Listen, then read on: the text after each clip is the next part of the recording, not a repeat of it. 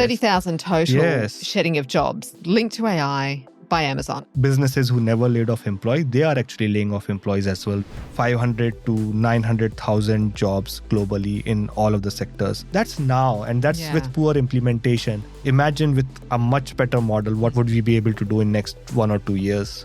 The movement of money then becomes concentrated, less money circulating through the economy. Who's buying the stuff? All of these companies, whether it's Elon Musk, Sam Altman, Microsoft, Google, they are in a race to develop super intelligence, and they don't care about what effect is it going to have for the world. What does it do to your business if you get this wrong? Hi everyone, and welcome back to the latest episode of The Dumb Monkey Show. I'm joined, as always, by our co-host, Amir Katoub. Amir, how are you? I'm good, thanks. How are you? I'm very well, thank you. And I'm your other co-host, Davina Montgomery. Thank you for joining us. Amir, there's some really interesting things happening in the world of AI. We say this every week, but particularly because there are. Yes, every way week more than what we can cover in these podcasts. But there's some big shifts happening, and they're shifts that have been forecast for some time. The job shed, it's very real. There's big news out of Amazon recently. And did you hear that? Yes. That's crazy. Like, they have laid off around 14,000 people so far. And I think there's another 16,000 coming. Yeah, so 30,000 total shedding of jobs linked to AI by Amazon. And it shouldn't surprise any of us that tech companies, of course, will lead the charge with this. How deep is it going to go? How deep is it already going? I think it's going really deep, and I think we are not paying enough attention because there's a lot of noise. But if you see across industries and businesses who never laid off employees, they are actually laying off employees as well. We talked about an example of Tata Consultancy Services in India, and they never laid off any person. It was like, people said it's like a government job. Once you get it, you never get laid off. Job for life. Yes. And they didn't lay off anyone in COVID. And now recently they have laid off around 80,000 people. Like, it's a huge number. It's getting scary, isn't it? It is getting scary. It's getting real. And, we used to hear about the term that, AI is not going to take your job. It's people who are going to use AI to take the job. And I believed in that initially. But my question is, who are those people? Like, if you're saying that it's the people who use AI are taking the jobs, where are those people? Where are we seeing those vacancies? Where are we saw that, these companies are laying off people, but how many people they are hiring against those jobs? Yeah. It's really interesting, isn't it? And when are we going to see the jobs that the other great idiom is that, of course, that AI will create new jobs, which history would tell us is real. It's revolutions that have come through in the past in all sorts of ways. Electricity, railways, industrialization. They do create new jobs, but that doesn't mean the timing is exact either. But also the problem with that analogy is that, when electricity was created, it created a whole new industry. You needed engineers to operate machines. So it created a lot of tools, but they needed people to operate or build those tools. When internet came on, it created websites and tools again, but you needed people to operate the websites. You needed people, and it created a lot more things in the economy. So even like the examples of mobile apps. So when mobile apps came, app stores were created, but then there were things like Uber or Ola and all of these Airbnb that were created, that created a lot more jobs, because these technologies were enablers, but they were still tools. You still needed people to operate the cars and so on. But now the world that we are moving into, like my wife drives Tesla, and they've recently launched a full self-drive mode, which is still supervised over here. But she just puts in where she needs to go, and then it drives. It's very scary. I've tried that. Lane changing and all sorts of crazy. Yes, it's scary. But what they are doing in US is an unsupervised mode, which means your Tesla can drop you to your office. You can put it in robo-taxi mode. And now Tesla can actually pick up different people and then drop them home, earn money for you. Yeah. But that's the job of a lot of Uber drivers who were driving the car or doing delivery. That is on stake. Similarly, a lot of people who were operating in this knowledge economy sector, who were operating Salesforce, operating Microsoft Word, using Adobe Photoshop to create design and things like that. There were a whole lot of people who were doing these jobs. Now, AI is not just a tool, it's also a doer, which means it can do the job. So when people say, oh, it's going to create new jobs, I challenge them. It might, but job? where? What job? Yeah, it's really interesting, isn't it? But I think if we go back to talking about the big spill of jobs that we're seeing, I think we can assume it's the beginning of the avalanche. I mean, this is just the pointy end. 30,000 people in the US in Amazon is big numbers. It will ripple through. We will see these sort of announcements in Australia as well. Yes. Yeah. And did you see what happened with Combank? So Combank fired, I think, 35 people from their customer service team. Yes. And then now they have had to hire them back because, of course, the AI was not performing as well. That was going to be my question. That's one of those really interesting things, because AI, as much as it is a doer, it is still a tool. And without oversight, we know that AI can go a bit rogue. In fact, it can go very rogue. So there will absolutely have to be some oversight.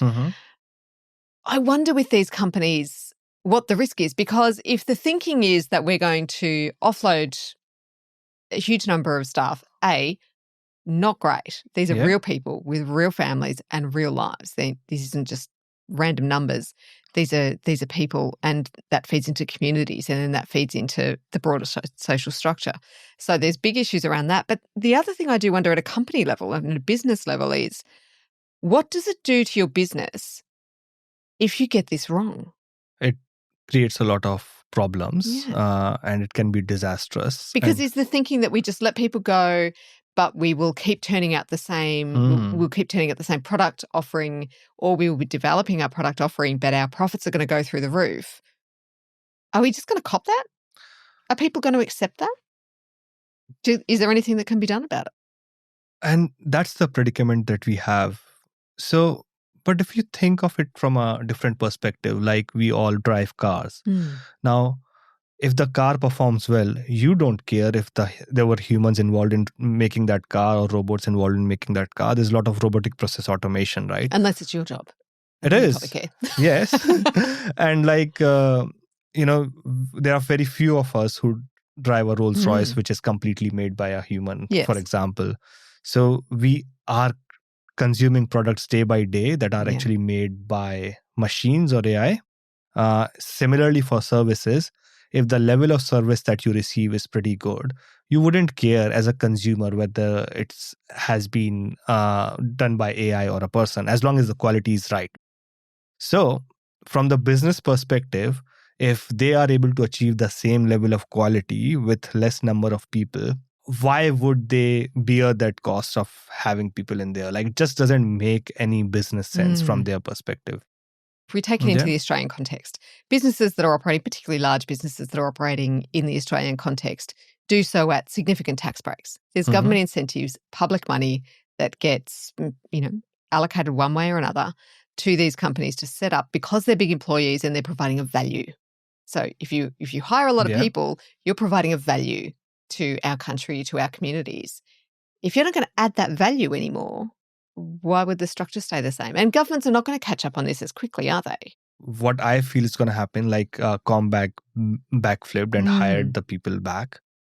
I don't think it was just because of technology failure. I can't believe that such a big bank would let some people go and then rehire them because AI was not working. Like, it doesn't work like that. It's not possible for such a big business to deploy a technology and say, okay, next day you guys are being let go because we don't have work for you, without any trials or testing and so on. I believe there was a significant pressure on them, either from government or something, which actually forced them to hire those people back. And that is something that a lot of companies would continue and try to do and say, okay, we are going to retain people for some time until the cost of retaining them is versus not retaining them, and what you're getting as an incentive from government becomes reaches to a stage where it just doesn't make business sense to have those many people. Yeah, it's interesting, isn't it? Because there's lots of pieces to this. It's not as simple as just we're going to let a whole lot of people go because we don't need them. So we're going to cut our staff costs. We're going to increase our profit share because we can. And then it's what next? Yeah. And then there's also another thing, which is about we just don't need people with jobs to stay in that. We need people who are not in jobs to get jobs as well. Absolutely. So our universities churn out a lot That's of exactly people. what I was thinking. A lot of graduates. If you're a kid, undergoing an undergraduate degree or even a postgraduate degree at the moment, what would your advice be to think about their future? Because the jobs that were there 5 years ago, even 3 years ago, are not going to be there. That's right. Yes, and it's going to be very difficult. And I think about. What about our law students? Our last episode was talking about the rollout of AI in law. I mean, you don't have to look too far to go. That's a field that's going to be absolutely transformed by AI. But you're not going to need the same grunt power of checking case law, rolling through the bureaucracy. It is the legal system, because it's a lot of hours. It's a lot of people hours that go into that. But if AI can do that work, then does that just mean that there's more capacity in the legal system and therefore more work to keep those people employed? Or does it just mean there's just less people? It's a very difficult question to answer because how would we create that capacity as well? Because first of all, the amount of usage of lawyers is going to reduce because a lot of people would be doing a lot of basic grunt work themselves. And then the law firms would develop their own processes and systems so that they can actually do a lot of work themselves as well, which means that they would need less people to do the work. So you would have these, and I also see an AI divide between the companies where you have organizations who have just enabled AI or just using AI, but then there are AI first companies who have actually built on the foundation of using AI to do their work. So these AI first companies would have a massive advantage and would have a big market share. These AI enabled companies would struggle. And the companies who do not embrace AI, they're just going to die by 2028. And we've talked a little bit about this, about that gap, and it's already broadening very quickly. So we've got a very small percentage of AI first companies in Australia, but the gap between them and their productivity gap to their competitors is huge. Absolutely. And like if you look at the amount of jobs that have gone, they are across different sectors. I'll probably pull the list out. I actually asked Perplexity to build a list for me. And did a great job. So what they're saying is that in this year, 2025, there are approximately 91,000 jobs that have gone in tech sector. And then around 500 to 900,000 jobs globally in all of the sectors. And it's not just in technology. It's like 71,000 jobs in government, 64,000 in retail, 45,000 in automotive and manufacturing, 50,000 jobs in transportation and logistics. UPS is a prime example. Pharmaceuticals and biotechs, banking and financial services, energy and oil gas, media and entertainment. It's going to be across everywhere. It's a bloodbath, isn't it? Yes. And I mean, there's real social issues around this. I mean, we understand that it's a revolution. We understand revolutions don't, and they're not clean operations. That's not the way that works. But if there's less money circulating in the economy, or the movement of money then becomes concentrated to those tech-first companies, that means more money in less hands, less money circulating through the economy. Who's buying the stuff? And it's great that you can get rid of your employees and you're going to get your profit share up. But who are your customers? Probably the top 20% of wealthy people who would have enough discretionary income. And then I wonder. And then probably the rest of 80% people. We're going to have to go and hunt out an economist and a futurist to have this conversation with, I think, because I think there's something really interesting in there about that idea of do you want to have a small piece of a large pie or a very large piece of a small pie? And it sounds very much like we've got a lot of companies that are targeting a very large piece of a small pie. I just wonder if they're aware or have considered how small that pie could get. Yeah, but the thing is that because all of these companies and government are not operating as one entity, so they are all looking out for themselves. So what it means is there's no governing body over here. There's no one who's thinking about the world from world's perspective. Like OpenAI, Sam Altman has just said, like, he doesn't care if he has to spend like billions or thousands of billions dollars to develop the artificial general intelligence. And that's going to be a very interesting thing for the world as well. So what's happening is that all of these companies, whether it's Elon Musk, Sam Altman, Microsoft, Google, they are in a race to develop super intelligence or these super agents, and they don't care about what effect is it going to have for the world.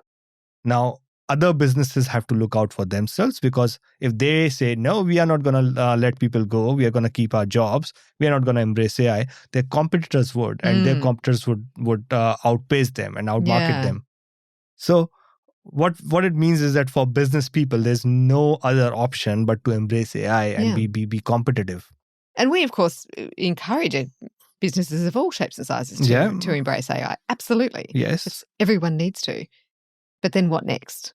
And then on government sector, if you look at that, they have huge pressure in terms of cutting costs as well. And they have been focusing on cutting. I have seen so many people being laid off from the government jobs as well, because they can't manage their own funds. A rising unemployment rate is not going to do them any favors either. It won't. But who's thinking about that? Who's caring about that? What's Australian government currently doing to look at that, or to upskill people, or to even inform people? I feel the biggest challenge in the world is that there's not enough transparency. Recently in our organization, we have adopted a transparency charter where we are saying no to the projects. If the organizations are not ready to, if there's any AI that's being used, which was going to have an impact on the human, our policy is that you need to inform the human that it's going to have an impact. Or if you're working with an organization, you need to tell people what you're doing. So if you're rolling out a program that is aimed to replace your employees, then you need to inform those employees. Absolutely, because now you've got these hardworking employees. They are working for you round the clock, thinking that they're going to be staying with your organization for 4 or 5 years. There's a trust in there. Yes, but then you are in the back of a room implementing something that is guaranteed to, take their jobs in next 1 year or 2 years or 3 years. People have the right to know what's going to happen with them. Absolutely. I think that's incredibly important. And then it's also a responsibility of our government to tell people about what's going to happen. And if they don't know, don't have any idea, it's their go and find out. Get curious really quickly. Absolutely, yes. Yeah. And then inform people, educate people, upskill people. Do some things that would actually create tangible jobs for the future. Yeah, look, it's a terrifying conversation. I'm not going to lie, me, but and I work in the comm sector, and we're all toast, because if you're using AI enough and you can see what it does, you go, it's cleverer than I am. That's a problem.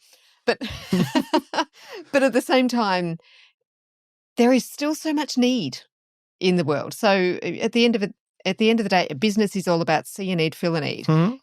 A job is about see a need, fill a need. We don't have all the answers. It's not like we're all rolling around and have everything that we need, and we can access the care services we need, and we get the products that we need, and we can live our lives the way that we need. It's not like there aren't any blocks or problems or lack in the world.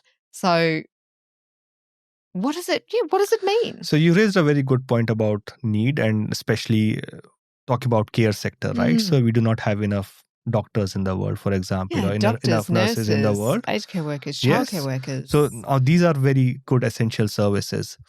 Try and get into a psychologist in most places. And Australia is a wealthy country with good access to many services. In many parts of the world, this is almost impossible. Or emergency services here in Australia. Absolutely. Yes. So these are the ones that need a human, and that hopefully, I am hoping that with super agents and things like that, we would still need humans to do these jobs.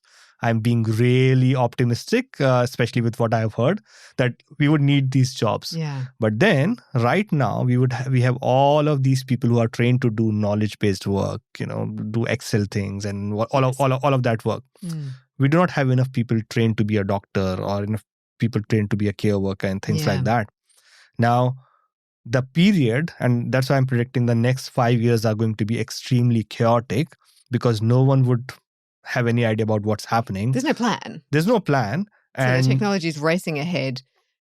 No one's really preparing for what that means. Certainly not at a broader scale. They may fit their own company or their own business, but not people would wake up to see their jobs going away. People, overnight. and they wouldn't have skills to go into a healthcare sector or an aged care sector or move into the sector where they can actually find good employment or good jobs. But AI is fantastic at training people. It is, yes, that's right. So, and probably where AI is the problem, AI is the solution as well. I would say it's a necessary evil. Like, you can't really escape AI anymore. No, not at all. Yes, But it's interesting. I mean, you raised the question of superintelligence and AI and the next frontiers of AI. But there's a few interesting things in there. One of them was that, will it be able to replace a human? And there's been some really interesting examples over the years. So in Japan, of course, where they have a population deficit, particularly of younger working age people, there was this shift to bring in robots, and Japan being incredibly advanced in the field of robotics, brought robots in, put them into aged care settings to basically address that big issue that we have of loneliness and to provide care for people, and then had to take them out because it was more expensive to have the robots than it was to have people. Because they need to be maintained, they need to be managed, they need to be doing a good job. So we've talked a little bit about this too. AI can't do everything. AI itself needs managers. Every field that's going to implement AI is going to need people to manage the AI. But that's now as well, Davina. So if you look at ChatGPT when it was launched 2 or 3 years ago, it was horrible, right? It couldn't do anything. It was so labor intensive to get even a small thing out of it. Now it's a rocket. And then even last year we said, it's good, but it's still not up to the mark where it's going to be used in businesses. Like businesses were not ready to, image generating ability. It is, it's crazy, yes. But also when the 4.0 reasoning model came in, and then now ChatGPT 5 and all of these amazing models that have come in, like 2 years ago, if you would ask a business to embrace AI, they would say, it's a good tool for playing, but it's not something that we would use in the business. It has changed. Now, AI is able to write the code. So Microsoft, they are saying that we are using AI to write 70% of our code. Every tech company nowadays using AI to write the code, which means it's getting faster and better. What it means is that what we are talking about is the current future state. So the robots that were deployed in China like 3 or 4 years ago, Gen AI was not there at that point of time. Now we have got Gen AI, which is continuously learning and evolving. What's going to happen in next 1 or 2 years is going to be extremely incremental.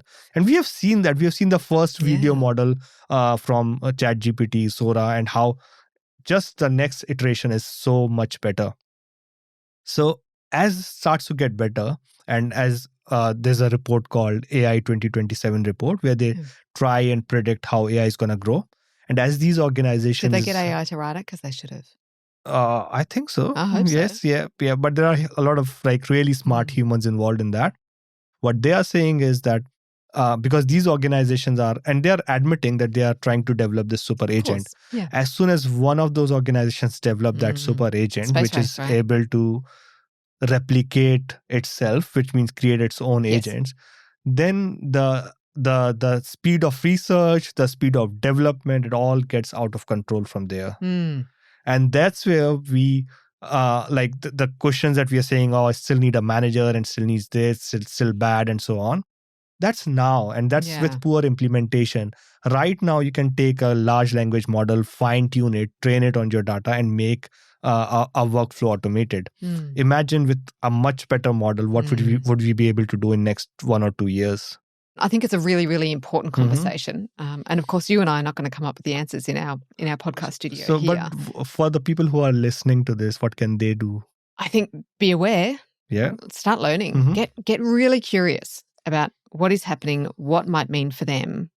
And then, there's that big piece of overcoming the fear of what that might mean for you to then still lean in and to still be part of the future that's going to be AI, because you're right, we can't avoid it. It is here.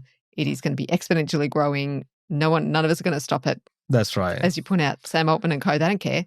So it's happening. And I don't have a solution for everyone, but I have a solution for 20% of people. What's the 20%? Because I believe that the jobs are going to go, but it's going to be 80% jobs that are going to go. There are going to be 20% people who would still have jobs. Like with the current scenario. Hopefully everyone has a job in future. But the 20% people are going to be those people who would be able to expand their skills to become a generalist.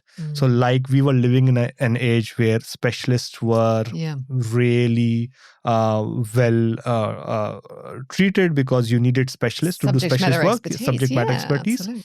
But what's happening is that the difference between this Gen AI and the artificial general intelligence that we're trying to do is Gen AI is really good at doing one particular thing that's trained to do.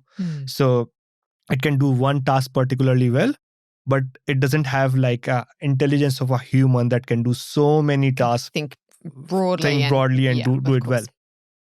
That's the stuff that would still remain with human beings until AGI is achieved. Yeah. So until we have that, I believe that if you can grow your skills to become that generalist, and for an example, marketing per se. Now you in the marketing, you had a content writer, you had a designer, you had a content strategist, you had like 4 or 5 different people who were part of that marketing team. So if you think you are going to survive as a designer by yourself, that's not going to be happening, because there would be one person listening to this podcast who would grow their skills to become this generalist marketer who would know how to do the design, a really good design with the help of AI. I'm feeling good about myself right now. I'm not going to lie, Amir, because that's kind of been the trajectory of my career. I've had to do a little bit of everything, and now it kind of feels like maybe that was right. It was accidental. It wasn't intentional, but yeah, that's good. And that's something that people need to learn about these things. Like you can't really be just like a good designer or content creator and survive, because it's going to be very difficult. But you know how you shaped up your career to learn different areas, and then to be able to use that across a broad scope of application. Yeah, absolutely. That's really interesting, isn't it? Because if you think that if we go back to the law example, if you're interested, for your law students that are out there, grinding away and racking up a very large HECS debt, what can we do to give you some advice, to point you in a direction? And it would be to A, learn how to use the tools, B, get a bit curious about what might be happening in your sector and start to learn. And then figure out, well, how do I make myself useful? That's right. Yes, absolutely. Because we have recently have a new person who has joined our team, Tanisha, and as a comms and ops manager. And we are training her on everything, from design to do this, to do that. And she's exploring video all of these things. Social media, events. It's the whole, it's all these specialized fields in and of themselves can now be done by a person. Yeah. And so that's why I'm not worried about people at our level who have experienced a lot of things and have done that. But then I was talking to someone who has been working in one company, and they're just responsible for doing the risk analysis of one particular set. And when I was talking to this person, she was genuinely worried, and she was saying, what's going to happen to my job? What can I do to upskill myself and things like that? Probably really wise to be generally worried, because if you think about the way the company structures, and we're talking about the big companies, so we'll swing it back around, these large corporate entities that have a very big employee base, a very big staff base, they've absolutely encouraged their staff to be specialists in their field because that's the way the company is structured. That's right. We have specialists that allows us to do things that other people can't do because we get people to become an absolute subject matter or an absolute subject matter expert in their particular field. And it does tend to be very narrow. So that person has done that job and become very, very good at it. Might have built up, 20 years or more of expertise in that field. So they know an awful lot about it. Yes.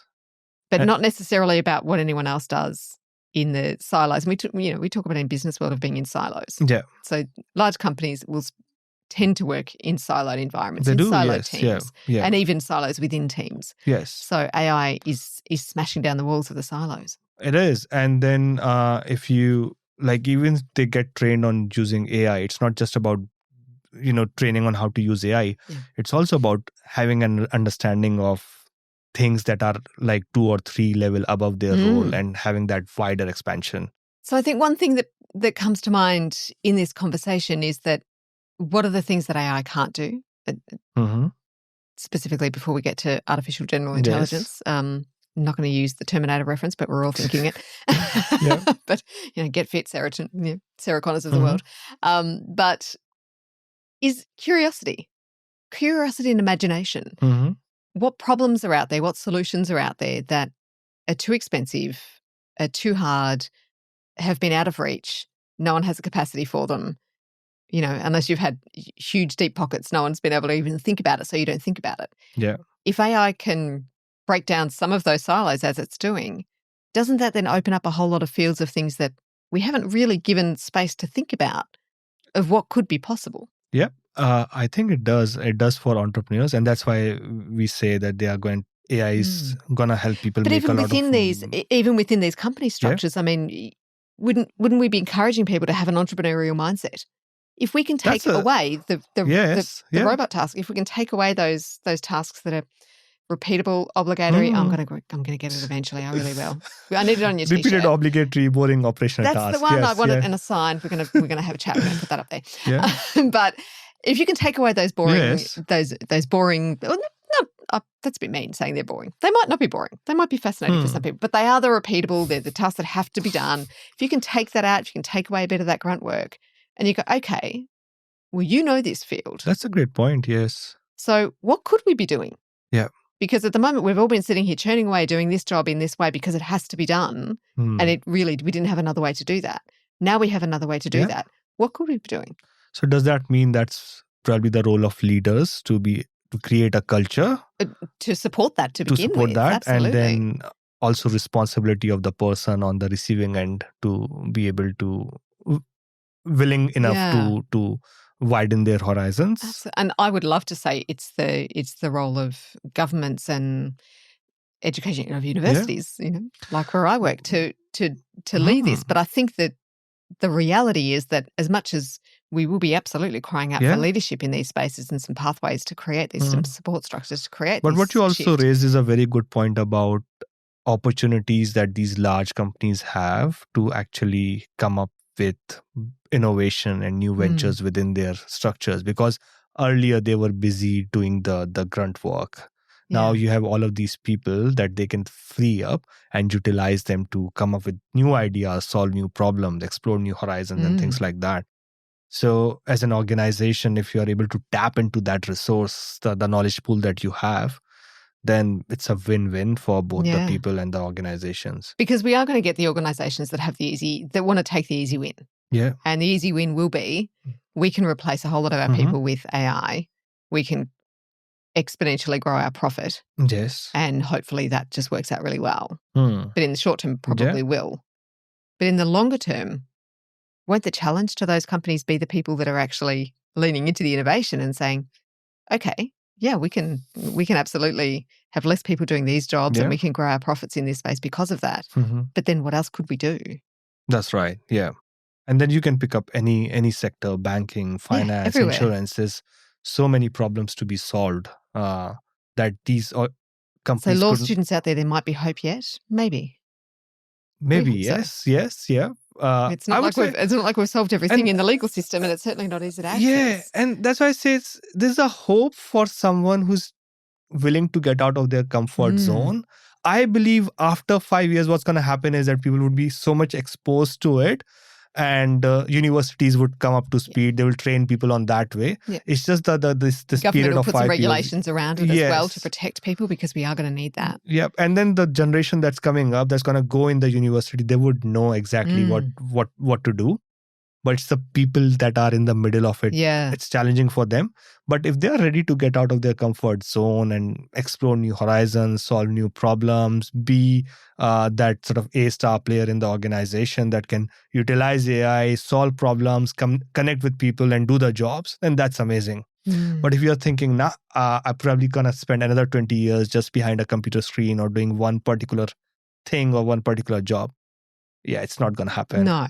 Yeah. No, there's a time limit on that, and the bell is starting to toll. It is, yes.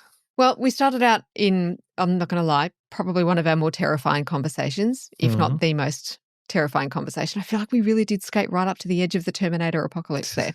But I like that we're expanding it out. But it's our responsibility to let people know as well. Absolutely. Yes. I think it's incredibly important to start these conversations, and we would ask, I think that's one of the things that we would ask of all our amazing listeners out there, is to start having these conversations now, because it is coming. This wave is coming. And start asking your companies about what are they doing with AI, what does their future looks like, and having like demanding more transparency from the organization. I think transparency is really important, and I think support to be developing these skills. And doing it where you are now is the most incredible way to learn. Yeah. And the point that you raised, a big responsibility to all our leaders, whether political leaders or business leaders, to step up and develop this next generation. Yeah, because this is very outside the field of, I don't know too many people in the political sphere that would have had any experience or anywhere near enough to be able to really look at this and understand the technology side of it. So, if you're sitting here and you're listening to this and you work in government in a decision-making capacity, please reach out and start getting curious to people that actually do work in the field. Some of the futurists, tech leaders, go out there and start asking questions. Absolutely. Because the more we learn now, the better chance we have of protecting people. And we want AI to be amazing, but we don't want it to be at the expense of people. That's a beautiful... Let's avoid Terminator future if we can. Yeah, I think it's a good message to close the conversation on. So keep talking, everyone. Get curious. Try not to panic. I'm going to go and have a glass of water and see if I can calm myself down. I promise we'll come back with maybe some more upbeat conversations for the next episode. But even with the Terminator future in front of us, Emmy, it is an absolute pleasure to speak to you. It always is. I'm really excited that we started this conversation because I think it's a conversation that everyone needs to be having. Yes. So thank you for joining us. Thank you for joining us. I will see you next time on The Dumb Monkey Show.